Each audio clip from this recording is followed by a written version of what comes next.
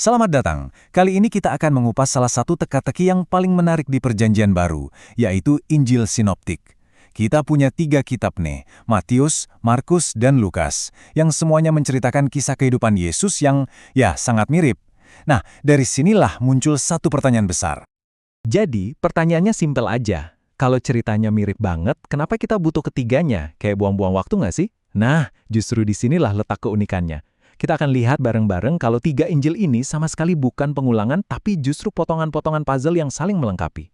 Yuk, kita mulai. Oke, sebelum lanjut kita samakan persepsi dulu soal istilah kuncinya, sinoptik. Ini datang dari bahasa Yunani, sinopsis, yang artinya melihat bersama-sama. Kenapa disebut begitu? Ya karena kalau Anda jajarkan ketiga Injil ini, Anda akan lihat banyak banget kemiripan. Isi ceritanya, urutannya, bahkan pilihan katanya. Tapi, di balik semua kemiripan itu, ada tujuan yang sangat berbeda. Dan inilah yang akan kita bongkar. Oke, kita mulai dari potret yang pertama, Injil Matius. Bayangkan, ini seperti sebuah lukisan yang dibuat dengan sangat teliti untuk penonton yang sangat spesifik dan dengan pesan yang, nggak mungkin salah tangkap. Coba kita lihat detailnya ya. Penulisnya itu Matius, seorang pemungut cukai Yahudi. Dia nulis ini sekitar tahun 50 Masehi, ini awal banget loh. Dan yang paling penting, siapa yang dia tuju? Orang-orang Yahudi. 3 hal ini, penulisnya, waktunya, dan audiensnya, ini adalah kunci buat membuka tujuan utama dari Injil ini. Nah, jadi ini dia poin utamanya. Matius nulis ini buat meyakinkan bangsanya sendiri. Tujuannya cuma satu, untuk membuktikan tanpa keraguan sedikit pun kalau Yesus inilah Mesias yang sudah mereka tunggu-tunggu selama ini. Dialah Raja yang dijanjikan dalam kitab suci mereka. Makanya kalau Anda baca Injil Matius, Anda akan lihat dia terus-menerus bilang ini terjadi untuk menggenapi apa yang tertulis. Dia menghubungkan setiap titik. Sekarang, kita geser ke potret kedua. Dan di sini, suasananya beda banget. Kalau Matius melukis seorang raja untuk orang Yahudi, Markus ini melukis seorang hamba yang penuh aksi untuk audiens yang, sama sekali berbeda. Lihat deh perbedaannya. Penulisnya Yohanes Markus, muridnya Petrus. Ditulisnya sedikit lebih belakangan dan targetnya orang Romawi. Nah, orang Romawi ini kan beda. Mereka nggak terlalu pusing sama silsilah Yahudi atau nubuat-nubuat kuno. Yang mereka hargai itu apa? Kekuatan, tindakan, dan efisiensi. To the point. Kutipan ini benar-benar pas banget buat gambarin kayak Markus. Dia nggak buang-buang waktu dengan silsilah panjang atau khotbah bertele-tele kayak Matius. Injil Markus itu gerakannya cepat, to the point, penuh aksi. Yesus di sini digambarkan sebagai pekerja yang perkasa. Seseorang yang bertindak dengan kuasa dan otoritas. Nah, gambaran seperti inilah yang bakal bikin orang Romawi angkat topi. Jadi, potret yang dilukis Markus itu soal seorang hamba yang perkasa. Ini kan paradoks yang luar biasa ya. Anak Allah yang punya kuasa tanpa batas, datang bukan untuk dilayani, tapi justru untuk melayani, dan bahkan menyerahkan nyawanya. Konsep pemimpin yang melayani ini, ini pasti sesuatu yang baru dan sangat kuat bagi pola pikir orang Romawi. Oke, sekarang kita sampai di potret terakhir di galeri kita, Injil Lukas. Kalau Matius fokus ke satu bangsa, dan Markus ke satu kekaisaran, Lukas ini dia melebarkan lensanya untuk mencakup, seluruh dunia. Penulisnya adalah Lukas. Dia ini seorang dokter dan teman seperjalanan Rasul Paulus.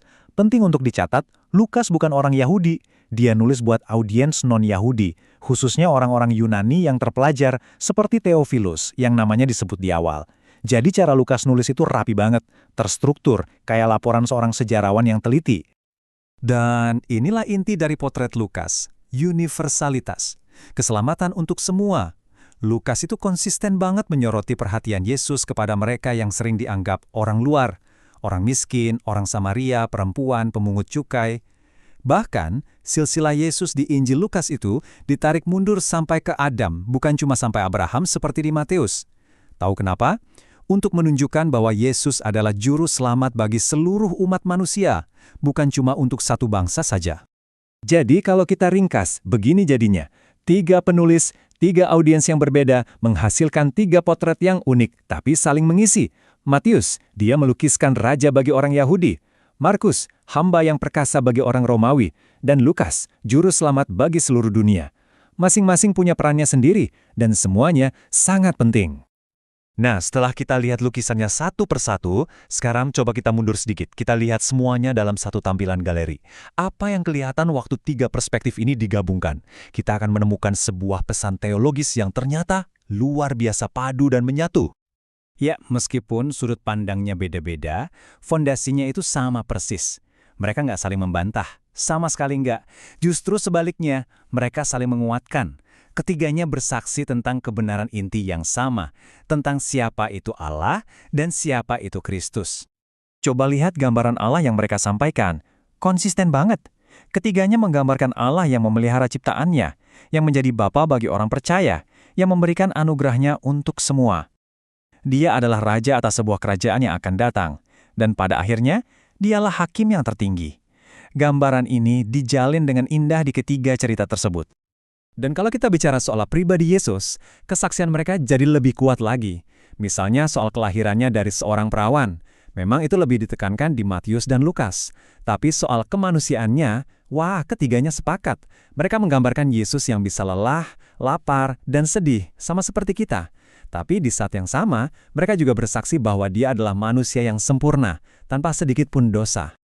Bukan cuma itu, ketiganya juga menampilkan sisi ilahi Yesus. Dia adalah anak Allah yang punya otoritas buat mengampuni dosa dan memerintah alam.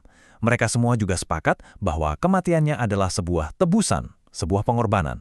Dan yang paling krusial, puncaknya, klimaks dari ketiga Injil ini adalah proklamasi yang sama persis, kebangkitan Kristus secara fisik dari kematian. Nah, ini semua membawa kita kembali ke pertanyaan awal tadi. Kenapa kita butuh tiga Injil? Jawabannya sekarang jadi jelas banget kan?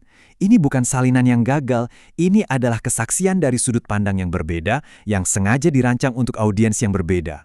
Dan ketika digabungkan, mereka menciptakan potret Kristus yang jauh lebih kaya, jauh lebih dalam, dan jauh lebih utuh daripada yang bisa diberikan oleh satu cerita saja. Yuk kita lihat lagi perjalanan kita barusan. Kita mulai dari sebuah teka-teki kan? Terus kita bedah satu persatu potretnya. Ada sang raja, sang hamba, dan sang juru selamat. Akhirnya kita gabungkan semuanya dan melihat gambaran besarnya yang menyatu. Dan kita pun menemukan jawabannya. Tiga sudut pandang yang berbeda ternyata menciptakan satu kisah yang luar biasa. Dan ini membawa kita pada satu pemikiran terakhir. Pelajaran dari Injil Sinoptik ini ternyata lebih dari sekedar teologi kuno. Ini mengajarkan kita tentang betapa berharganya melihat sesuatu dari berbagai perspektif. Jadi pertanyaan buat kita renungkan bersama, di bagian mana dari hidup kita sendiri, mungkin dalam hubungan, pekerjaan, atau cara kita memandang dunia, kita bisa dapat gambaran yang lebih utuh dan lebih benar hanya dengan mencoba mencari lebih dari satu sudut pandang?